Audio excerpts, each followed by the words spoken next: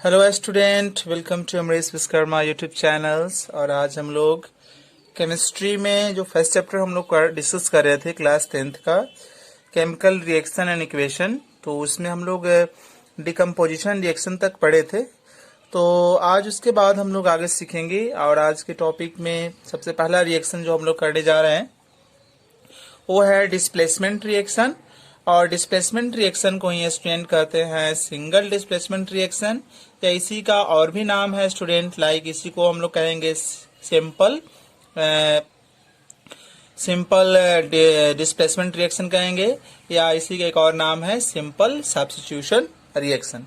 तो ये इतने सारे एक रिएक्शन के नाम है स्टूडेंट, तो नाम को अच्छे से आप समझ ले ताकि किसी भी नाम से जब भी क्वेश्चन आए तो आप बड़ी आसानी से उसको सॉल्व कर पाए। अब आते हैं कि ये रिएक्शन होता क्या है, उस चीज को हम लोग जानते हैं। तो इस रिएक्शन में आप ध्यान दीजिएगा, पहले डेफिनेशन को हम लोग समझ लेते हैं कि those reactions in which more reactive element, देखिए ये एक इम्पॉर्टेंट पॉइंट है, जो ज्यादा रिएक्टिव एलिमेंट होगा ना वो क्या करेगा, डिस्प्लेस कर देगा, हटा देगा किसको, लेस रिएक्टिव एलिमेंट को। ठीक है, ज्यादा रिएक्टिव एलिमेंट जो होता है लेस रिएक्टिव एलिमेंट को हटा देता है कंपाउंड से। ठीक है, फिर से एक बार देख लेते हैं कि डिस्प्लेसमेंट रिएक्शन क्या है। तो ये एक ऐसा रिएक्शन है जिसमें क्या होता है कि ज्यादा रिएक्टिव जो एलिमेंट होता है, मोर रिएक्टिव एलिमेंट होता है ना, कंपाउंड में प्रेजेंट लेस रिएक्टिव एलिमेंट को हटा देगा, तो उसे बोलेंगे डिस्प्लेसमेंट रिएक्शन। जैसे कुछ इसको ऐसे समझ सकते हैं, ये क्लासरूम है और क्लासरूम में फर्स्ट बेंच पर एक कमजोर बच्चा बैठ गया है। अब उस क्लास का जो दबंग बच्चा होगा, जब वो एंट्री उसकी होगी क्लास में, तो दबंग बच्चा क्या करेगा, उससे दबंग बच्चा क्या हो गया, मोर रिएक्टिव एलिमेंट हो गया, समझिए। अब वो लेस रिएक्टिव एलिमेंट का मतलब जो कमजोर बच्चा जो फर्स्ट बेंच पे बैठ गया है उसको हटा देगा और फर्स्ट बेंच पे खुद वो बैठ जाएगा। तो उसी तरह से यहाँ भी होता है स्टूडेंट की, हमारे पास एक कंपाउंड होता है, देखिए BC एक कंपाउंड है और A एक एलिमेंट है। इसमें आप दो चीज ध्यान दीजिएगा, एक तो आपका एलिमेंट होना चाहिए, एलिमेंटल फॉर्म होना चाहिए, और कंपाउंड, ये दो चीज इस तरह से होता है ये रिएक्शन। ठीक है, एलिमेंट और एलिमेंट रिएक्ट विद कंपाउंड। अब ये जो एलिमेंट होना चाहिए, ये ना, ये जो एलिमेंट होना चाहिए ये मोर रिएक्टिव होना चाहिए इसके एलिमेंट से, इसमें प्रेजेंट एलिमेंट से। अगर ये जो एलिमेंट है वो ज्यादा रिएक्टिव है इस कंपाउंड में प्रेजेंट एलिमेंट से, तब जाकर क्या करेगा, ये उसमें इसमें प्रेजेंट एलिमेंट को हटाकर उसकी जगह ले लेगा। अगर इसको मैं एग्जांपल के थ्रू समझें, जैसे A एक एलिमेंट हो गया और BC एक कंपाउंड हो गया स्टूडेंट, तो इस चीज को समझिएगा, A एक एलिमेंट हो गया और BC कंपाउंड हो गया स्टूडेंट। और हम ये मान लेते हैं कि A हमारा यहाँ जो है वो ज्यादा रिएक्टिव है, हमारा A यहाँ पर जो है वो ज्यादा रिएक्टिव है, और BC एक कंपाउंड है जिसमें B आपका एक एलिमेंट हो गया, तो ये मान लेते हैं कि ये कम रिएक्टिव है। तो मैंने यहाँ मान लिया कि A ज्यादा रिएक्टिव है किससे, B से। जब A ज्यादा रिएक्टिव है तो A क्या करेगा, A B में प्रेजेंट जो BC में प्रेजेंट जो B कम रिएक्टिव है उसको हटा देगा, ये इसकी जगह पर आ जाएगा और ये बेचारा अलग होकर सेपरेट हो जाएगा। जैसे आप देख सकते हैं A ज्यादा रिएक्टिव था B से, तो A B की जगह आ गया तो AC बन गया और B अलग हो गया। तो इसी रिएक्शन को बोलते हैं क्या, डिस्प्लेसमेंट रिएक्शन, या सिंगल डिस्प्लेसमेंट रिएक्शन, या सिंपल डिस्प्लेसमेंट रिएक्शन, या सिंपल सब्स्टिट्यूशन रिएक्शन।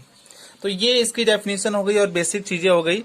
अभी हम लोग थोड़ा सा ये नोट पॉइंट की तरफ बढ़ते हैं।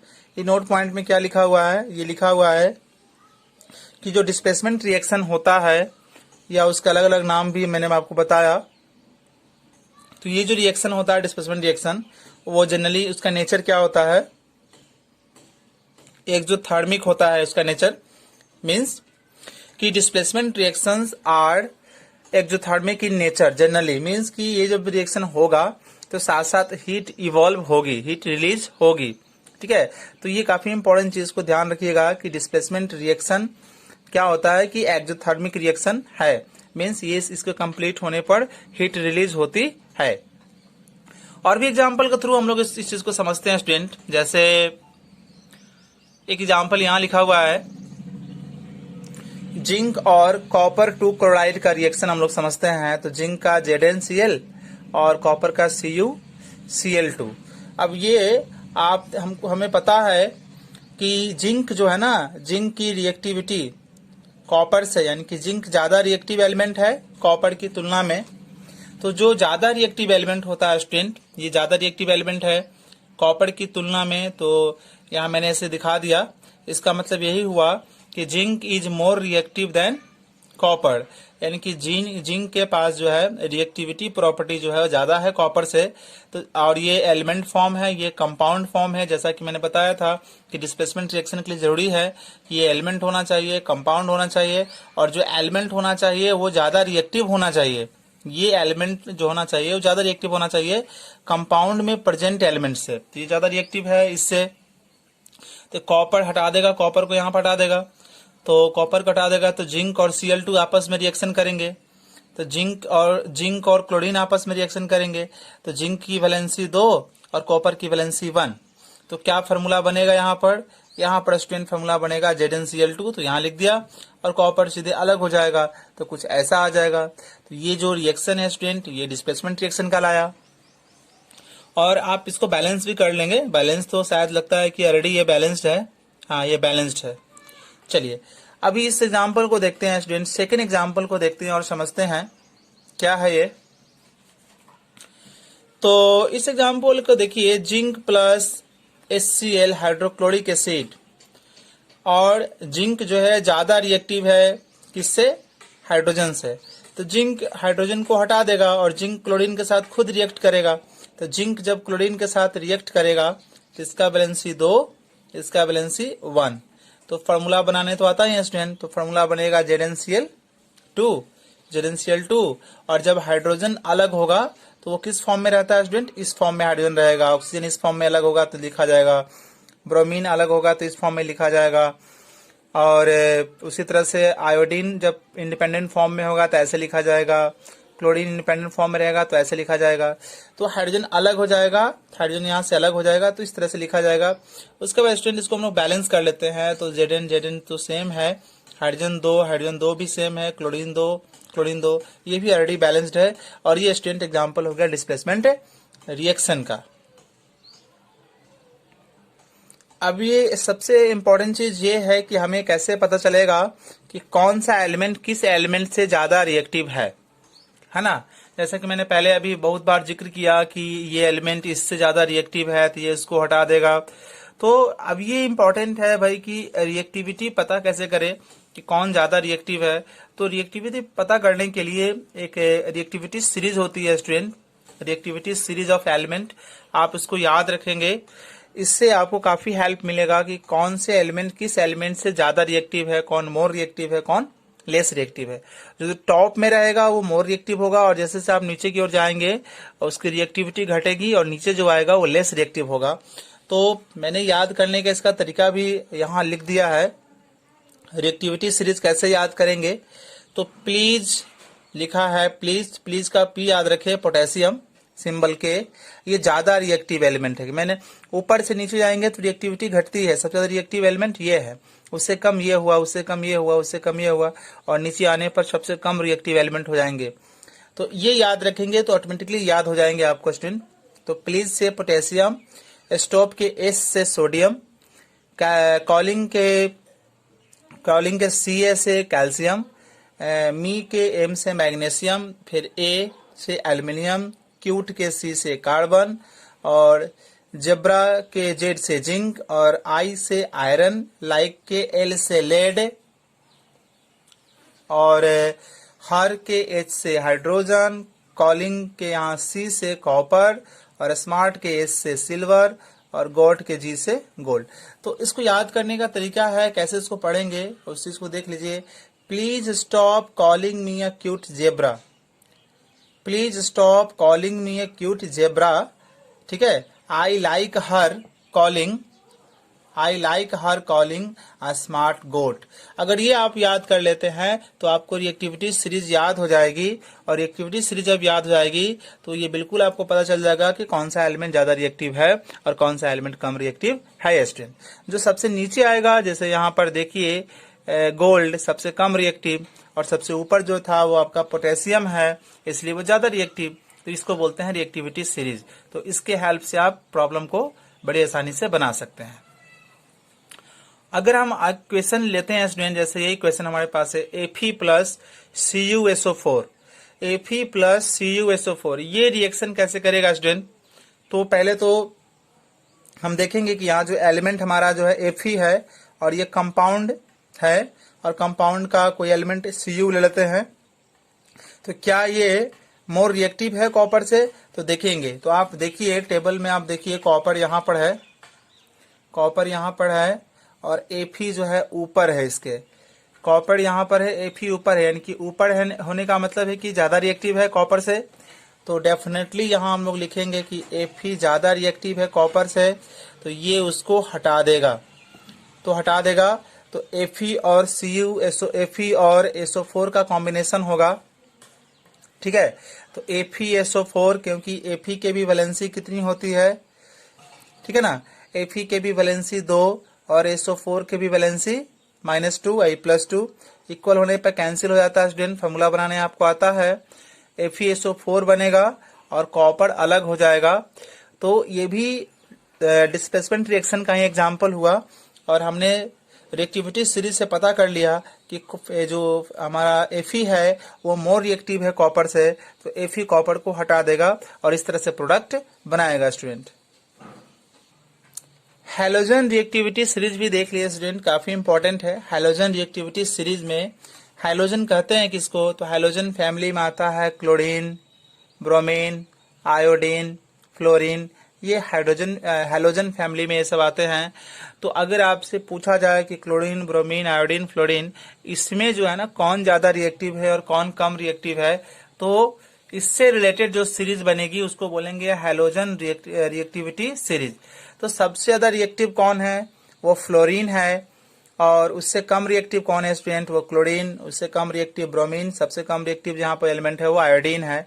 तो डिस्प्लेसमेंट रिएक्शन में तो आप पढ़े हैं ना कि मोर रिएक्टिव जो होगा लेस रिएक्टिव को हटा देगा, तो उसी तरह से मोर रिएक्टिव हैलोजन जो होता है लेस रिएक्टिव हैलोजन को भी हटाता है, यानी कि इन पर भी डिस्प्लेसमेंट रिएक्शन लागू होता है। तो एग्जांपल का थोड़ा समझिए स्टूडेंट, जैसे आप देखिए NaBr2, अब NaBr2 यहाँ ब्रोमीन, सॉरी क्लोरीन, यहाँ ब्रोमीन, तो आपको पता है कि ब्रोमीन और क्लोरीन है, ये एलिमेंटल फॉर्म हुआ, ये आपका कंपाउंड हुआ, तो डिस्प्लेसमेंट रिएक्शन होना चाहिए यहाँ पर। बट उसके पहले ये देख लेंगे कि हमारा जो एलिमेंट है वो मोर रिएक्टिव है या नहीं, है ना। तो आप देखिए कि क्लोरीन जो है यहाँ पर रिएक्टिविटी सीरीज में देखिए क्लोरीन पहले आ रहा है और ब्रोमीन उसके नीचे आ रहा है। मीन्स हम यहाँ देख रहे हैं, एक चीज क्लियर हो रहा है कि क्लोरीन जो है मोर रिएक्टिव है किसके? ब्रोमीन के। तो क्लोरीन ब्रोमीन को हटा देगा तो Na और Cl की बीच रिएक्शन, Na और Cl कंबाइन होगा आपस में, तो Na का वैलेंसी +1, Cl का वैलेंसी -1 सेम है, तो आपका फॉर्मूला बनेगा सीधे NaCl, और ब्रोमीन अलग होगा। तो पता है कि जब ये फ्री स्टेट में आते हैं ना, फ्री स्टेट में आएंगे तो इस फॉर्म में रहते हैं, तो ब्रोमीन फ्री स्टेट में अब हो जाएगा, तो फ्री स्टेट में हो जाएगा, तो इस तरह से लिखना पड़ेगा स्टूडेंट इसको। अब इसके बाद इसको बैलेंस कर लेते हैं हम लोग। तो यहाँ क्लोरीन 2 है तो यहाँ 2 कर दिया, और यहाँ भी 2 कर दिया स्टूडेंट। तो इस तरह से हमारा सारी चीजें बैलेंस हो गया, और हम लोगों ने देखा कि डिस्प्लेसमेंट रिएक्शन इसके साथ ऐसे होगा। एग्जाम्पल हम लोग बहुत सारा लेंगे, डिस्कस करेंगे। तो Cu प्लस 2AgNO3, तो इसको देखते हैं स्टूडेंट। तो रिएक्टिविटी सीरीज में जो मैंने भी आपको लिस्ट बताया था, प्लीज कॉलिंग वाला, उसको याद रखिएगा। तो वहां देखेंगे तो देखते हैं कि कॉपर ज्यादा रिएक्टिव है Ag से, तो कॉपर Ag को हटाएगा, ये मोर रिएक्टिव है, यानी कि यहाँ पर डिस्प्लेसमेंट रिएक्शन होगा, तो हटाएगा तो बन जाएगा Cu और NO3 का रिएक्शन होगा, ठीक है। तो Cu और NO3 का रिएक्शन होगा, तो CuNO3 के होल ट्वाइस बन जाएगा और Ag अलग हो जाएगा स्टूडेंट। इसके बाद इसको बैलेंस आप कर लीजिएगा, तो यहाँ 2 और यहाँ 2 आ जाएगा। उसी तरह से हम लोग देखेंगे कि मैग्नीशियम और कॉपर, तो ये कंपाउंड, ये एलिमेंट, और एलिमेंट यहाँ पर होना चाहिए डेफिनेशन के अनुसार मोर रिएक्टिव, तो डेफिनेटली ये मोर रिएक्टिव है। आप रिएक्टिविटी सीरीज को एक बार देखिए, तो ये मोर रिएक्टिव है, इसको यहाँ से डिस्प्लेस कर देगा। तो Mg और SO4 का से रिलेटेड फॉर्मूला क्या बनेगा, इसका भी 2, इसका -2 +2 कैंसिल हो जाएगा, MgSO4 बनेगा स्टूडेंट, और कॉपर अलग हो जाएगा, यानी कि यहाँ पर भी डिस्प्लेसमेंट रिएक्शन होगा। इसके बाद जिंक, तो जिंक भी ज्यादा रिएक्टिव है कॉपर से, सीरीज से कंसल्ट कीजिए। तो ये इसको हटाएगा तो बनेगा ZnSO4 + Cu स्टूडेंट। अब यहाँ देख लेते हैं अगला एग्जाम्पल को, जैसे Fe है और यहाँ Cu है, तो Fe ज्यादा रिएक्टिव है Cu से, तो इसको यहाँ से हटाएगा और हो जाएगा FeSO4 + Cu स्टूडेंट। कुछ और एग्जाम्पल लेते हैं, जैसे हाइड्रोजन का केस वाला लेते हैं यहाँ पर, Ki पोटेशियम आयोडाइड + क्लोरीन। तो इसमें हाइड्रोजन रिएक्टिविटी सीरीज भी मैंने आपको बताया है। तो हाइड्रोजन रिएक्टिविटी सीरीज में देखिए तो वहां पर क्लोरीन ज्यादा रिएक्टिव होता है आयोडीन से, तो ये इसको यहाँ से हटाएगा। तो पोटेशियम और क्लोरीन का आपस में कॉम्बिनेशन होगा, तो इसका वैलेंसी +1, इसकी वैलेंसी -1, फॉर्मूला बनेगा KCl, और आयोडीन अलग हो जाएगा, इंडिपेंडेंट आएगा, तो वो I2 के फॉर्म में लिखाएगा। अभी स्टूडेंट मैंने आपको बताया इस बारे में। अब इसको आप बैलेंस कर लीजिए, 2 और यहाँ 2। चलिए स्टूडेंट और भी एग्जाम्पल लेते हैं डिस्प्लेसमेंट रिएक्शन का, जिंक और हाइड्रोजन। तो आप रिएक्टिविटी सीरीज कंसल्ट कीजिए, जिंक ज्यादा रिएक्टिव है हाइड्रोजन से, ये इसको डिस्प्लेस करेगा, तो ZnSO4 होगा, और हाइड्रोजन इंडिपेंडेंट होता है तो H2 लिखाएगा स्टूडेंट। इसके बाद अगर बैलेंस करने की जरूरत है तो बैलेंस कर लीजिएगा, हालांकि ऑलरेडी शायद बैलेंस है। इसके बाद जो नेक्स्ट एग्जांपल है, यहाँ भी वही है, जिंक और हाइड्रोजन। जिंक ज्यादा रिएक्टिव है हाइड्रोजन से, डिस्प्लेस करेगा, तो डिस्प्लेस करेगा तो जिंक और क्लोरीन आपस में रिएक्ट करेंगे, इसकी वैलेंसी +2, इसकी वैलेंसी -1, तो ये आपस में इंटरचेंज कर लेगा अपनी वैलेंसी, ZnCl2, हाइड्रोजन अलग हो जाएगा H2, इसको बैलेंस करना पड़ेगा स्टूडेंट, 2 कर दिए उसको। इसके बाद आते हैं जिंक और H3PO4 फॉस्फोरिक एसिड। तो जिंक ज्यादा रिएक्टिव है इस हाइड्रोजन से, तो वो क्या करेगा, किसको डिस्प्लेस करेगा यहाँ से, तो डिस्प्लेस करेगा तो जिंक और PO4 आपस में रिएक्ट करेगा, तो ये +2 और ये -3, चार्ज आपस में इंटरचेंज हो जाएगा वैलेंसी, तो Zn के साथ 3 आएगा, P के साथ 4, PO4 के साथ ट्वाइस आएगा, और हाइड्रोजन अलग हो जाएगा तो H2 के फॉर्म में लिखाएगा स्टूडेंट। अब इसको बैलेंस करने की जरूरत है, Zn3 यहाँ पर है तो 3 यहाँ कर दिए, और PO4 यहाँ पर 2 है तो यहाँ 2 कर दिए, PO4 2 हो गया, और हाइड्रोजन यहाँ पर 6 हो गया, तो यहाँ करना पड़ेगा 3। ये भी डिस्प्लेसमेंट रिएक्शन का एग्जाम्पल हुआ स्टूडेंट। और एक और हम लोग लास्ट जाते जाते क्वेश्चन कर लेते हैं, जिंक और CH3COOH एसिटिक एसिड। ठीक है, अब एसिटिक एसिड है, तो इसमें आप देखेंगे तो फिर आपको यहाँ दिख रहा है कि जिंक और हाइड्रोजन है ना, तो जिंक ज्यादा रिएक्टिव है हाइड्रोजन से, तो ये इसको डिस्प्लेस करेगा, तो डिस्प्लेस करेगा तो ये हो जाएगा आपका CH3COOH -1, और जिंक का Zn2, ये अपनी चार्जेज को आपस में इंटरचेंज करेंगे, तो इसके साथ 2 आएगा, इसके साथ 1 आएगा, तो कुछ ऐसा बनेगा स्टूडेंट, जिंक एसीटेट इसको बोलेंगे, और हाइड्रोजन गैस अलग हो जाएगी, तो हाइड्रोजन गैस अलग हो जाएगी तो इस तरह से दिखा दिया जाएगा। तो ये सारे एग्जाम्पल आप जो देख रहे हैं ये सभी डिस्प्लेसमेंट रिएक्शन का है, जिसमें एक मोर रिएक्टिव एलिमेंट जो है लेस रिएक्टिव को हटा दे रहा है उसके कंपाउंड से और नए प्रोडक्ट बना रहा है। इस एग्जाम्पल को भी देखिए स्टूडेंट, Fe + MgSO4। तो ये जो Fe है ना, Fe वो ये मैंने बोला था कि ये जो एलिमेंट होना चाहिए वो मोर रिएक्टिव होना चाहिए। More reactive means reactivity series में ऊपर इसको आना चाहिए, नीचे इसको आना चाहिए, बट आप रिएक्टिविटी सीरीज को देखेंगे तो Fe जो है, Fe नीचे आ रहा है और Mg ऊपर आ रहा है, मतलब ये होना चाहिए था ऊपर। रिएक्टिविटी सीरीज में ये होता है ऊपर, है ना, होना चाहिए था ऊपर, और ये होता है ऊपर। रिएक्टिविटी सीरीज में आप देखेंगे, पहले तो डेफिनेशन आप याद कीजिएगा, सॉरी फॉर कंफ्यूजन, डेफिनेशन याद कीजिएगा कि यहाँ जो एलिमेंट होना चाहिए ना, एलिमेंट होना चाहिए मोर रिएक्टिव। ठीक है ना। एलिमेंट होना चाहिए मोर रिएक्टिव, और कंपाउंड का एलिमेंट जो होना चाहिए लेस रिएक्टिव होना चाहिए, तब जाकर डिस्प्लेसमेंट रिएक्शन होता है स्टूडेंट। तो आप देखिए जो Fe यहाँ लिखा हुआ है वो रिएक्टिव सीरीज में नीचे आता है और ये ऊपर आता है, यानी कि ये लेस रिएक्टिव है। मैं LR कर दे रहा हूँ लेस रिएक्टिव, और ये मोर रिएक्टिव। और रूल के अनुसार यहाँ जो एलिमेंट होना चाहिए था वो मोर रिएक्टिव होना चाहिए, और यहाँ जो एलिमेंट कंपाउंड के अंदर जो एलिमेंट है वो लेस रिएक्टिव होना चाहिए था, तब ने उसको डिस्प्लेस कर पाएगा। तो यहाँ इस केस में क्या होगा कि ये इसको डिस्प्लेस नहीं कर पाएगा, इसलिए यहाँ पर रिएक्शन ये नहीं हो पाएगा। यहाँ भी स्टूडेंट वही बात है, आप देखेंगे कि एल्यूमिनियम जो है लेस रिएक्टिव है, ये जो एलिमेंट है वो लेस रिएक्टिव है सोडियम से, इसलिए यहाँ पर भी डिस्प्लेसमेंट रिएक्शन नहीं होगा। सो स्टूडेंट इस वीडियो में इतना ही। अगले वीडियो में हम लोग बहुत डिटेल से समझेंगे डबल डिस्प्लेसमेंट रिएक्शन, और सारे रिएक्शन को 1 बाय 1 करके डिटेल में हम समझेंगे, बहुत सारे प्रॉब्लम भी करेंगे। So thank you for watching and thank you for support. और ग्रेजुअली मैं धीरे धीरे मैं कोशिश करूंगा कि वीडियो की कंटेंट और क्वालिटी और एक्सप्लेन करने की कैपेसिटी को डेवलप करें। Thank you.